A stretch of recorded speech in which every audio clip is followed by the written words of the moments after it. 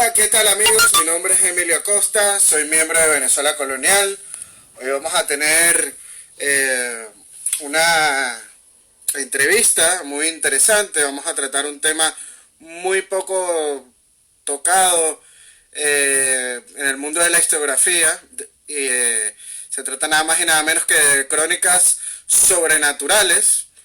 Todo lo que los cronistas de las Indias, sobre todo específicamente de la Capitanía General de Venezuela, escribieron sobre hechos sobrenaturales, fenómenos sobrenaturales durante la época virreinal o colonial, ¿no?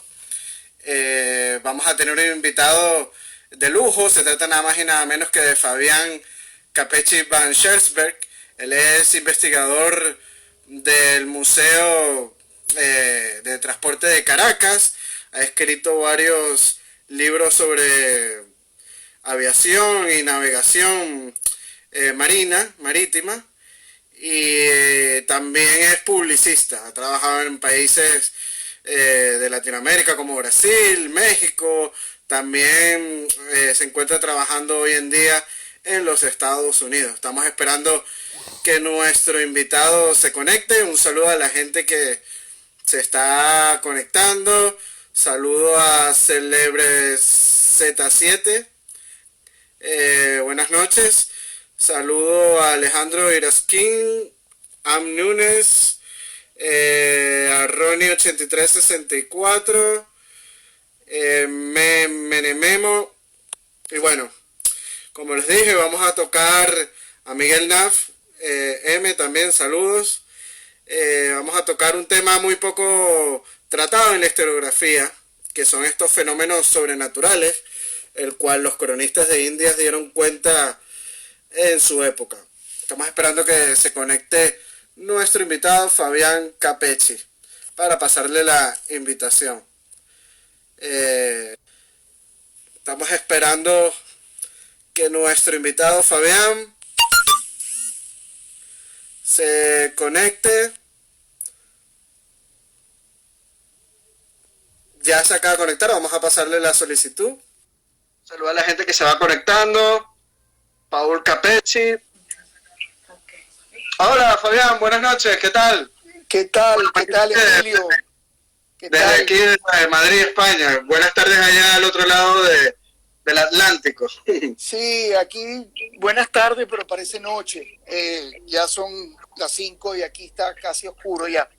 Muchas gracias, primero que nada, a ti, Emilio, a Venezuela Colonial, a mi amigo Luis Alberto Peroso de Correo Lara, por permitirme escribir y lograr llegar hasta ustedes. De verdad es un placer estar aquí con ustedes. Gracias a la gente de España, en Venezuela y aquí en Estados Unidos y donde quiera que estén. Muchas gracias por acompañarnos aquí. Así es, muchas gracias. Como bien dice, hoy en día los venezolanos estamos repartidos por todo el mundo.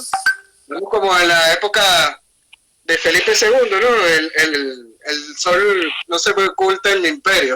Sí, el imperio que nunca se ocultaba el sol, correcto.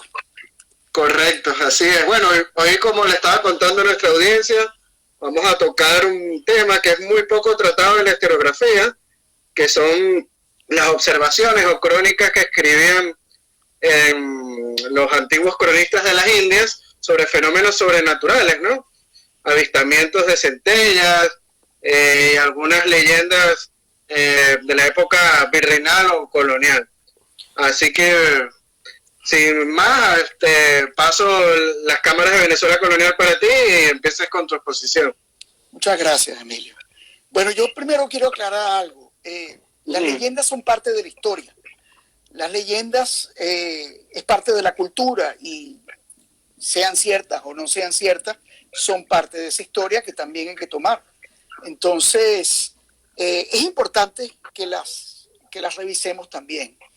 El caso de esto, yo quisiera hablar sobre los primeros cronistas en América. Los primeros cronistas en América fueron los religiosos. Durante la conquista, pues, en todos los grupos iban religiosos por aquello de la espada y la cruz. Si no conquistaban con la espada, pues, con la cruz, entonces estaba la espada. Había la evangelización, que era una parte importante de poder sumar esos territorios al Imperio Español. Y estos señores, aparte de evangelizar, no todos, pero algunos entendieron que no solamente eran las riquezas, sino que había que entender la cultura de la gente y por qué eran así. E incluso aprendieron los idiomas y todo eso era parte súper importante. Como este señor, por ejemplo, ¿cómo se llama? Gonzalo Fernández de Oviedo, que se considera el primer cronista de América, que dijo que el Nuevo Mundo era la región de lo maravilloso y lo inesperado, un territorio de sueños y quimeras. Recuerden que esta gente viene del mundo del Renacimiento, está comenzando el Renacimiento, y todavía el mundo medieval, esa cosmogonía donde la religión era el centro del universo, pues todavía imperaba, ya había entrado el humanismo con el renacentismo, y estos señores, pues mira, tenían un papel muy importante que jugar. Fueron los primeros historiadores. Entonces, bueno, imagínense lo que sería adentrarse en aquella América Virgen, donde nadie se entendía porque nadie hablaba el idioma que traían los españoles. Y entre las diversas tribus hablaban diferentes idiomas y tampoco se entendían. Correcto. Entonces había que entenderlos para poder entender qué es lo que estaba ocurriendo allí. Pues el caso de esto que yo quería referirme fue, la verdad es que yo me lo tropecé. Que soy, como le dije a una persona estos días, esto es lo que se llaman una casualidad. Porque yo no estaba buscando esto, yo estaba investigando sobre aquel globo que yo les conté la vez anterior y me conseguí en una de las primeras crónicas del Nuevo Mundo, escrita por el padre jesuita José Casani, que es un señor muy importante porque este señor era astrónomo, era matemático, historiador, ingeniero militar e inquisidor. Y además de todo esto, uno de los fundadores de la Real Academia Española. El pilar de España, su idioma. Este señor se dedicó a compilar la historia, las aventuras y desventuras de los jesuitas en lo que es el territorio, lo que se llamaba el Reino de Granada, en la América, que eran actualmente los territorios de Venezuela y Colombia. Este señor compiló una relación exacta de todas esas historias que le contaron los padres. Y de allí me encontré yo esta cosa tan curiosa, que es una carta fichada en marzo de 1674 en Madrid al nuevo gobernador de la provincia de Nueva Andalucía, es decir, Cumaná, capital era Cumaná, donde este señor obviamente le envía una carta y le cuenta un poco cómo se vivía allí, y le menciona un dato que deja muy curioso al nuevo gobernador. Perdón, ya les digo, se me va a la cabeza. Este señor, Francisco Ventura de Palacio, recibe la carta del gobernador saliente, que es Sancho Fernández de Angulo y Sandoval, un señor que estuvo entre 1669 y 1673, que era el capitán general de la provincia de la Nueva Andalucía. Fue un señor importante porque ese señor fue el que comenzó la construcción del castillo Santa María de la Cabeza en Araya, debido a que los holandeses, a partir de 1599, empezaban a aguar allí en el río Los Bordones, y había unas salinas naturales en Araya, y empezaban a llevarse la sal. España y Holanda estaban en guerra, y España pues le había prohibido el comercio con los holandeses, pero la sal para ellos era súper importante porque con ellos salaban el pescado. Correcto. Y tenía un precio altísimo en el mercado en aquel entonces. Correcto. Y entonces estos señores descubrían prácticamente no una mina de oro, sino una mina de sal, que era súper valiosa para ellos. Y empiezan allí a sacar los recursos de allí hasta que España los logra sacar en 1648. Pero el caso es que este señor le cuenta en su carta al nuevo gobernador, Gobernador Francisco Ventura de Palacio de Rada, Ujú. que en Cumaná, que es un sitio bien, es agradable, que se pasa mucha hambre, y que si no fuera por eso estuviera muy bien, pero que a veces, con cierta frecuencia, reciben ataques de indígenas asociados con piratas franceses. Pero, ahí está la parte interesante, un globo divino los llama a capítulo y los espanta. Yo me quedé pensando sobre eso y yo dije, bueno, ¿qué significa eso? Yo me imagino que habré reaccionado igual que reaccionó el gobernador de, De Nueva Andalucía. de Andalucía. Y el asunto era que parecía que, o sea, era como que un cuento común allí, de que a veces cuando había estas situaciones, Ujú. inventado o no, no lo sabemos, aparecía un globo brillante en el aire y su propia aparición pues espantaba a los atacantes que solían, ¿sabes?, saquear los asentamientos y pues simplemente después desaparecía. Ellos atribuían eso obviamente a una presencia divina. Era Dios, acuérdense que en aquel momento era quienes estaban con Dios, estaban contra él. Entonces, de alguna manera, era como una bendición. Y eso, bueno, lo utilizaban obviamente los padres jesuitas para ayudar a su evangelización, como una muestra del poder divino. La verdad es que a mí me han preguntado sobre esto y yo no sé qué responder. O sea, yo le dejo a cada uno que cada quien piense, pues, lo que quiera. En realidad, alguien me ha preguntado, bueno, pero tú estás hablando de un ovni. Bueno, si vamos a la sigla y significa un objeto volador no identificado, sí. Ahora, eso no quiere decir que sea nada ni Extraterrestre. no. Pero sí fue una aparición muy extraña. Y luego, eso ocurrió. Este señor publicó su libro en casi 100 años después, la historia de la provincia de la Compañía de Jesús, del Nuevo Reino de Granada, en la América, en los reinos, los llanos, el río Orinoco. Eso lo publicó 100 años después. Y eso probablemente se hubiese quedado así, o yo no le hubiese hecho mucho caso y lo hubiese dejado allí. Pero me encontré con una segunda encuentro. Este segundo encuentro ocurrió no en Cumaná, pero sí en la provincia de Nueva Andalucía también. Y ya no eran los padres jesuitas, ya cuando había comenzado la evangelización fuerte allí, era de parte de los padres franciscanos. El padre Antonio Caulín, que vivió en Venezuela e incluso comenzó a estudiar la lengua caribe, estuvo compilando la historia de los misioneros franciscanos que, bueno, que salvaban las almas en aquellas tierras. Fíjate, pasa aquí que este señor iba creando misiones y cuenta la historia de un señor, perdón, el padre Ruiz Blanco, que se llama, ya les digo un segundo, perdón, es que con tantos padres, perdónenme que se... Bueno, Antonio Caulín fundó varios pueblos en el oriente del país. Sí, estamos hablando de Fray Matías Ruiz Blanco. Vale. Este señor iba fundando misiones, por ejemplo, en San Juan Bautista de Tucupío, y después se movió hacia la nación de los Topocuares para fundar San Lorenzo de Arecuar, lo que es hoy en día el estado Anzoátegui. Y luego, ¿qué hacían? Ellos recogían los indios que vivían en la zona y los llevaban a las misiones para poder evangelizarlos allí. Entonces, este señor... A él le enseñaban a hacer distintas actividades como carpintería, no solo actividades religiosas, sino le enseñaban a hacer algún tipo de labor, ya sea agricultura, carpintería, etcétera, y también le enseñaban la lengua española y ellos aprendían la lengua indígena. Correcto. Eso reunir a los indios en un sitio se llama una reducción.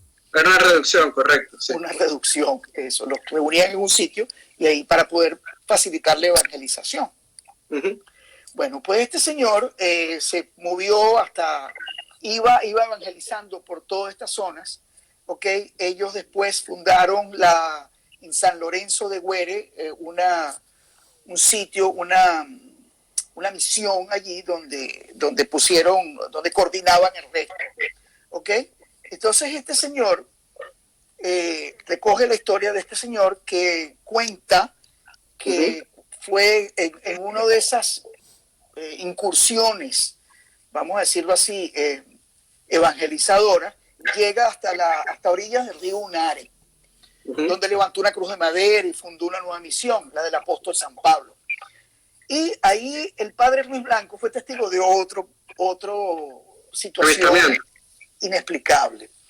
En palabras de él, y permítame que se los voy a leer, sí, exactamente como lo contó este señor. Dice, sería como las 9 de la noche, estando aún muchos de los indios despiertos, cuando se formó en el aire instantáneamente un globo de notable magnitud y claridad que duró por espacio de 3 minutos. Y corriendo hacia la parte del norte, se desvaneció con tan estruendoso estallido como el de la mayor pieza de artillería. En el mismo instante fue visto y oído en el pueblo de Píritu, distante del de San Pablo a 10 leguas de camino. Aproximadamente a 50 kilómetros de ahí, llegó en minutos, segundos, llegó de allí a allá. Y este señor, el padre Caulín, quien compiló también cuando él llegó allí, ya este señor Fray Ruiz había fallecido, pero tomó el testimonio de esta gente. Y dice que, él mismo dice que él no está inclinado a referir casos portentosos o cosas que huelan a milagro, sin la plena justificación que para su tradición se requiere, pero que este señor era un señor que tenía una credibilidad muy grande y que no podía sino imaginar que ese evento, vamos a llamarlo así, que ocurrió, no podía ser sino una manifestación de Dios mismo. Obviamente, con este tipo de cosas facilitaban, los indios se asustaban y facilitaban la evangelización. Pues obviamente corrían y se iban al sitio porque estas cosas como que no, obviamente no eran común ni para los religiosos ni para los indios, pero había una oportunidad para poder evangelizar. Y ahí yo me quería referir a algo. Este tipo de leyendas fueron muy útiles para la conquista.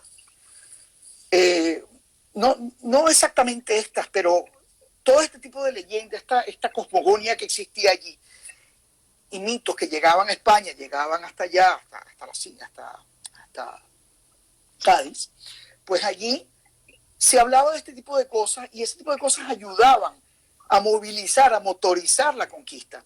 Porque no solamente eran esto, esta es muy poco conocida, pero el Dorado, lo que llamábamos Manoa en Venezuela, las 7 ciudades de Cibola, la fuente de la juventud, el río de las Amazonas, tantas cosas ayudaban a crear en la mente de la gente que era reclutada para ir a América, no solo soldados, carpinteros, calafateros, herreros, agricultores. Ingenieros. Sí, era una manera increíble, era un atractivo tremendo, porque de ahí nace el dicho de venir a ser la América, de venir a hacerse rico y ver que regresar a España, o ese era el sueño de regresar a España como un gran señor. Y la mayoría nunca regresaron, se quedaron en América.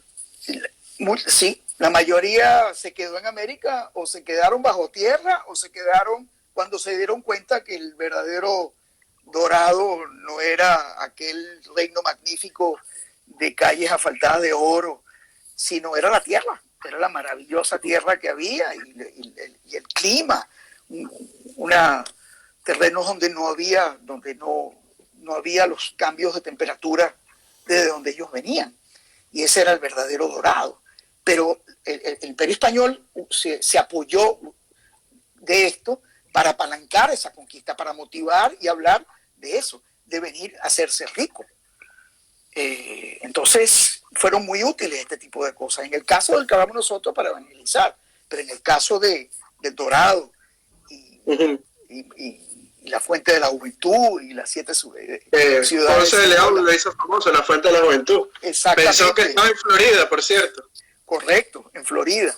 Y las 7 ciudades de Cibola se suponía que estaban del norte de México hacia arriba, hacia California, por allí. Y el Dorado se suponía que estaba o en Colombia o en Venezuela. Bueno, fíjense el peso que tenían las leyendas en aquel momento, que se generaron expediciones solamente para buscarlo. Ambrosio de Alfinger, los Bélsares, que los alemanes a los cuales les rentaron Venezuela durante 20 años, fueron con ese propósito, fueron con el propósito de conquistar. Ambrosio Alfinger, Jorge Espira, Nicolás de Federman, llegaron hasta lo que es hoy en día Bogotá. Sí, buscando eso. Y después al sur del Orinoco también hicieron bastantes incursiones buscando esta ciudad magnífica llena de oro, como decía la leyenda. Manoa, sí, exacto. Entonces se movía dinero, motorizaba la fuerza militar y motorizaba pues la evangelización. Y eso ayudaba precisamente a incorporar estos nuevos territorios al imperio. Incluso hay una historia del país de la canela. También. Sí, que se originó en Ecuador y terminó generando el descubrimiento del río Amazonas. Por Francisco Orellano fue el descubridor. Correcto. Pero ese mito del país de la canela, pues también motorizó esa expedición. Las Californias también, al norte de México. Totalmente. Que era una isla llena de mujeres y pensaban que habían llegado a esa isla. Y resulta que era la Baja California, que era una península. Es correcto. O sea, que esta gente venía, el mundo medieval, aquel mundo medieval estaba lleno de cosas fantásticas. Y de alguna manera esto se utilizaba para que tú pudieras motivar. Es casi como un folleto turístico. Mire, vengan a la América, aquí pues hay tierras, hay riquezas, hay maravillas por conquistar. Así que esa parte, yo por eso es que pienso que esto es súper importante, porque hay que estudiarla un poco más. No solamente como la leyenda per se, sino qué significó para la gente. Correcto. Entonces, bueno, como le digo, yo no...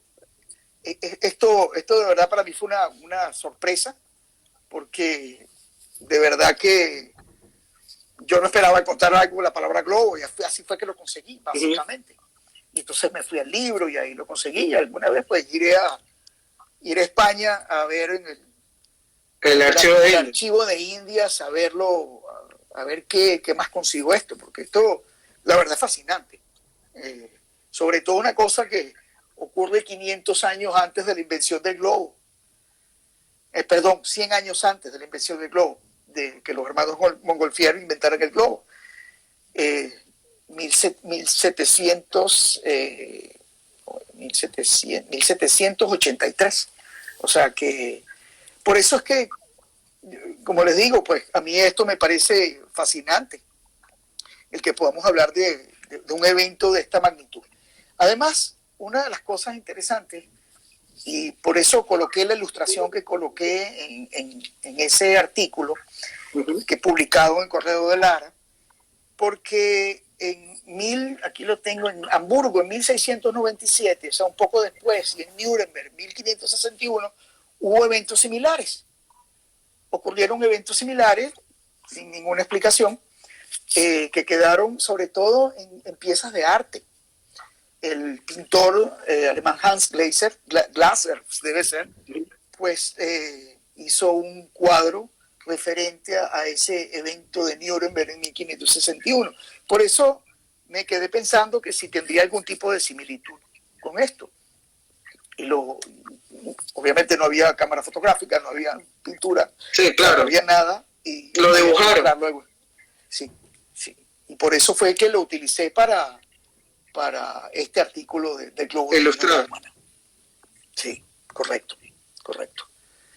No, inclusive hay crónicas de la época del Imperio Romano muy parecidas a la que tú cuentas en tu artículo sobre estas tipo como de centellas en el cielo, globos divinos, que no tienen explicación. O sea, desde la época de los romanos, en España y en Italia, pues hay este tipo de crónicas. O sea, cosas que vienen sucediendo de hace 2000 años. Sí, y como les digo, yo no estaba buscando esto me encontró a mí, básicamente. Yo estaba buscando, pues, porque muchas de las cosas que yo investigo es sobre historia aeronáutica, y por eso me llamó la atención que pudieron encontrar una cosa en el año 1674. Entonces... Te entiendo perfectamente. Yo como investigador también me pongo a investigar un tema.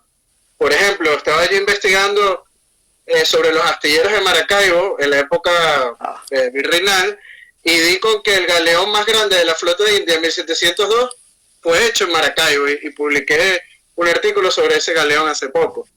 Son cosas que uno va descubriendo, ¿no?, con la investigación, y es muy normal. Y bueno, aprovechando este live que tengo contigo, hay una historia muy interesante también sobre estas leyendas y hechos sobrenaturales de un monstruo en el lago Ottawa, en la Capitanía General de Chile, en 1784. Voy a mostrar la imagen de la época, ¿no?, que salió en un famoso diario francés, para que la gente pueda observar el monstruo. Lo publicamos hace un tiempo en nuestra página. Y bueno, dice, cuenta la leyenda que el monstruo salía por las noches para alimentarse de animales, hasta que finalmente fue reducido por un grupo de hombres que le tendió una trampa. Más tarde, el propio virrey había supervisado su traslado a Honduras, luego iría a La Habana, las Bermudas, Azores y Cádiz, para llegar a los aposentos de la familia real. Eso es lo que cuenta la leyenda, ¿no? Que el monstruo lo trasladaron hasta España desde este lago de Chile. Y esta historia, esta leyenda, apareció en Le Courrier d'Europe, que dedicó varios números a un monstruo de Sudamérica, que es este que estamos viendo, el monstruo del lago Ottawa. Y el periódico es franco-británico, daba por cierto la aparición de una bestia de 3 cabezas, una bestia de 3 y más metros de alto, con barba y melena, cuernos de toro, alas de murciélago, con sus enormes garras captura un cerdo, aquí vemos al cerdo, mientras enrolla una vaca con sus 2 colas. Aquí está la vaca. Vemos esta curiosidad, tiene las alas aquí atrás, los cuernos. Así lo describían los franceses en su diario de la época, ¿no? Son leyendas que se daban en la época virreinal en las Américas y que llegaban hasta el otro lado del charco, aquí a Europa, ¿no? Es que el choque cultural de Europa, el encuentro, vamos a llamarlo el choque, porque el encuentro cultural de lo que llegan aquí, descubren los europeos, la cantidad de animales, las frutas, todas las cosas que ven, pues obviamente inspiraban la imaginación. Por ejemplo, Colón escribió que había visto sirenas. En el viaje hacia América también vio como luces en el cielo, lo dice en su bitácora de capitán. Esa no la sabía. Sí, en su bitácora que escribieron, creo que fue un día antes de llegar a América, que habían visto en el cielo algunas luces extrañas. Wow. Bueno, Colón, cuando llegó en el tercer viaje, llegó a Venezuela, él escribió que él estaba convencido que había llegado al paraíso terrenal. Correcto, que llegó a la península del estado Sucre de Paria. Sí, él pasó por la boca del dragón, pasó frente al delta del Orinoco, y ahí el verdor, él tenía un problema en los ojos, él tenía, no sé, él dice que no veía bien, probablemente era conjuntivitis, quién sabe qué tenía, y él no veía bien, pero el verdor, el color era tan fuerte que él escribió en esa bitácora que él estaba convencido de que allí estaba el paraíso terrenal. Eso es poco antes que llegaran a Macuro, pasaran frente a la península de Paria en Macuro, donde siempre la polémica si desembarcaron o no se desembarcaron. Unos historiadores dicen que sí, otros dicen que no, pero fíjense la creencia de Colón, que él estaba en el paraíso, en el Edén.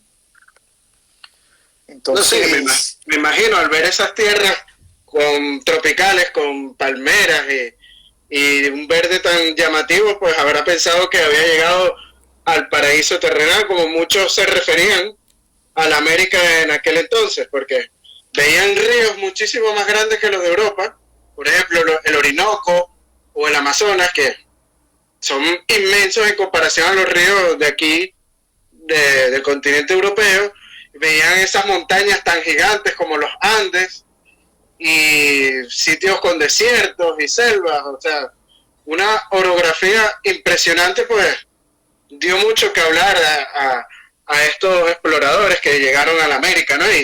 Y se dio mucho la facilidad para inventar estas historias, porque muchas historias ya venían también de tiempos antiguos, de novelas de caballería. Sí. La fuente de la juventud viene de estas novelas griegas de la antigüedad y Ponce de León creyó que las Amazonas también, las Californias, etcétera, todas estas leyendas venían de la antigüedad y muchos creyeron que existieron en el Nuevo Mundo.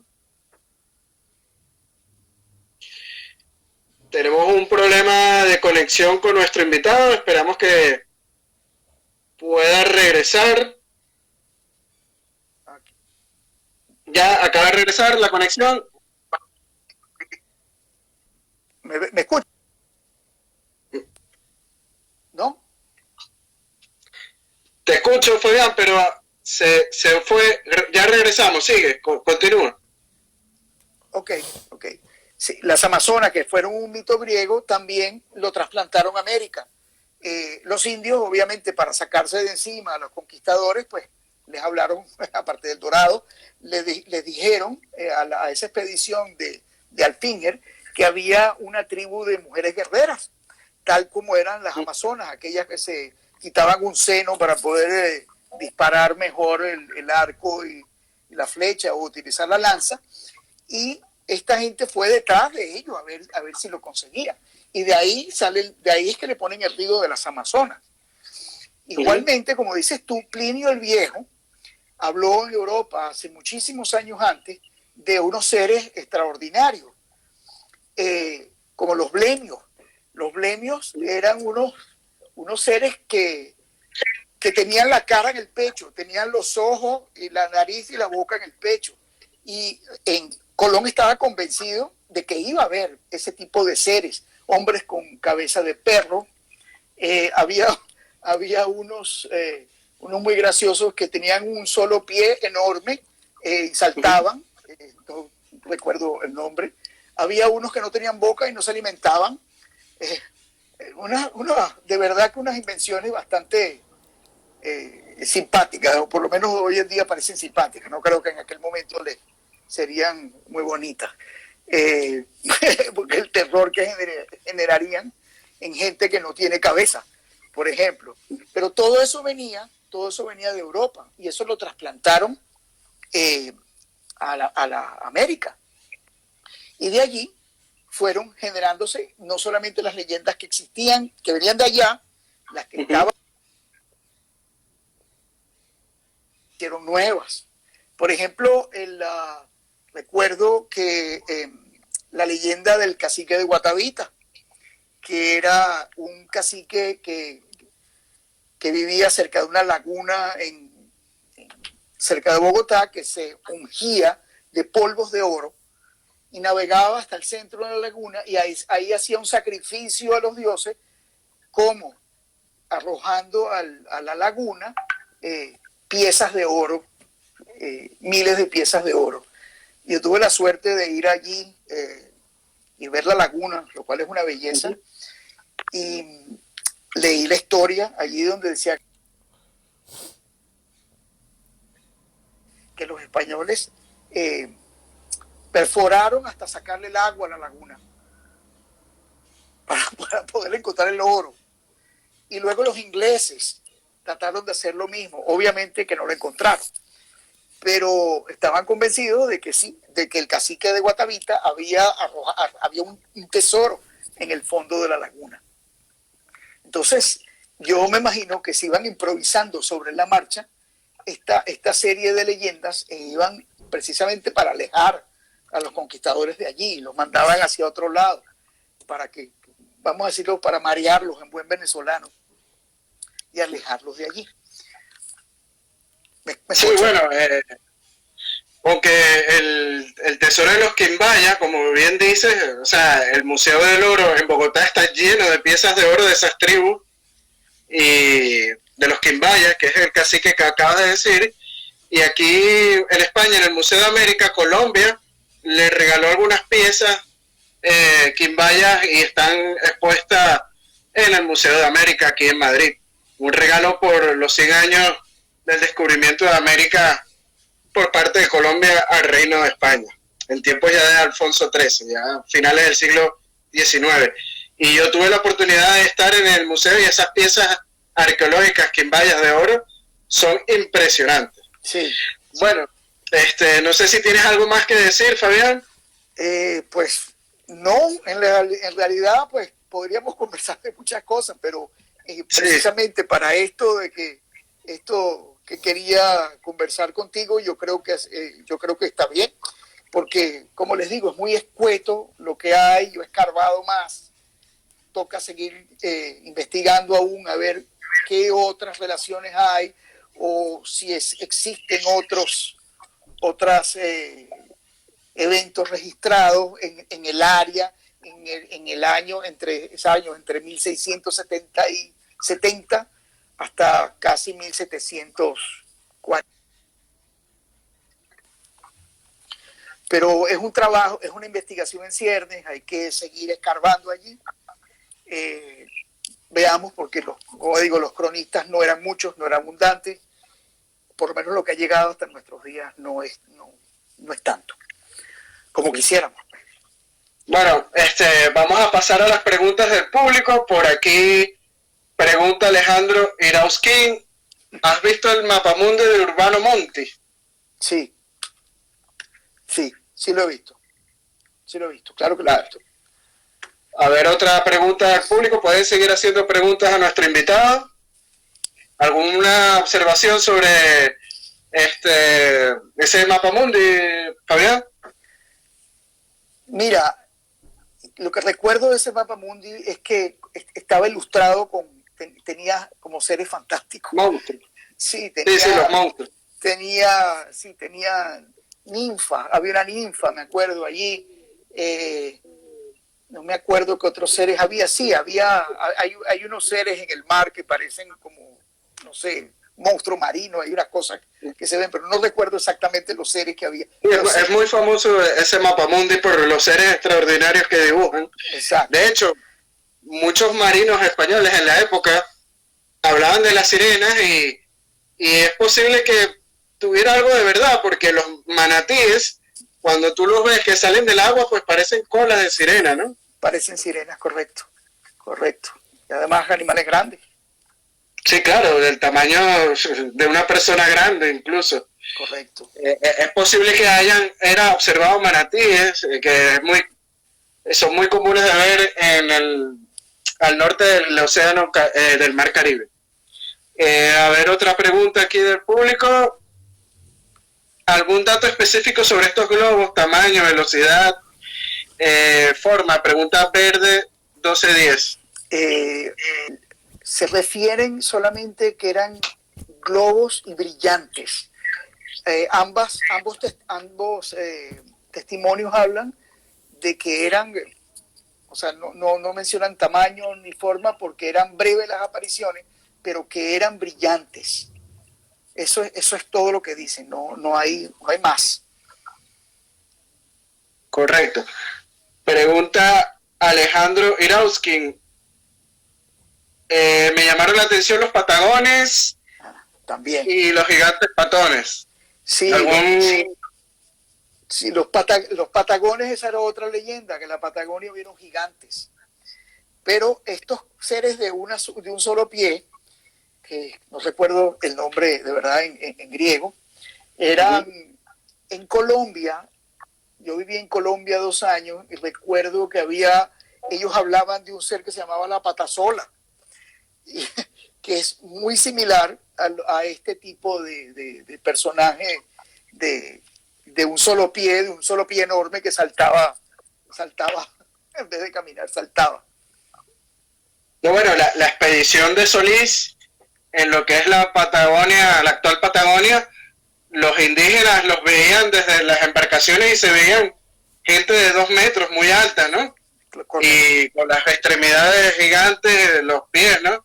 y por eso es que le pusieron a esa región la Patagonia, ¿no? Por los indígenas que ellos observaban desde la lejanía, que eran de gran tamaño. Correcto. Eso sucedió con la expedición de Solís, que no terminó muy bien porque al final pues sufrieron la antropofagia de estas tribus de la Patagonia. Bueno. Sí, cosas que sucedieron en aquel entonces. Cosas veredes. Sí. Alejandro Virowski pregunta, el nombre globo viene del griego y no necesariamente eran aerostáticos. Completamente. Sí. O sea, completamente correcto. Pero ambos padres usan la palabra globo.